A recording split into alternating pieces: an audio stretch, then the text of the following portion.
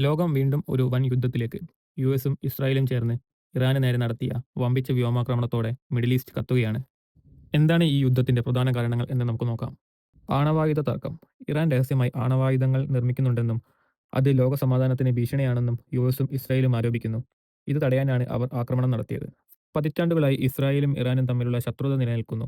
ഇസ്രായേലിനെതിരെ പോരാടുന്ന Hamas, Hezbollah തുടങ്ങിയ ഗ്രൂപ്പുകളെ ഇറാൻ സഹായിക്കുന്നു എന്നതായിരുന്നു മറ്റൊരു പ്രധാന കാരണം. ഇറാന്റെ പരമോന്നത നേതാവ് അലി ഖമേനി ആക്രമണത്തിൽ കൊല്ലപ്പെട്ടതോടെ ഇറാന്റെ തിരിച്ചടി ശക്തമായി.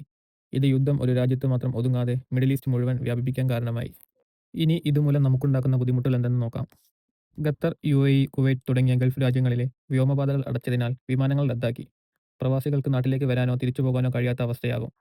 സാമ്പത്തിക തകർച്ച. ലോകത്തിലെ ഭൂരിഭാഗം എണ്ണയും വരുന്നത് ഈ മേഖലയിൽ നിന്നാണ്. യുദ്ധം കാരണം എണ്ണ ഉൽപ്പാദനം തടസ്സപ്പെടുന്നതോടെ പെട്രോൾ, ഡീസൽ വില കുത്തനെ കൂടും. ഇത് നിത്യോപയോഗ സാധനങ്ങളുടെ വിലക്കയറ്റത്തിന് കാരണമാകും. പ്രവാസികളുടെ സുരക്ഷ. ഗൾഫ് രാജ്യങ്ങളിൽ ലക്ഷക്കണക്കിന് മലയാളികളാണ് ജോലി ചെയ്യുന്നത്.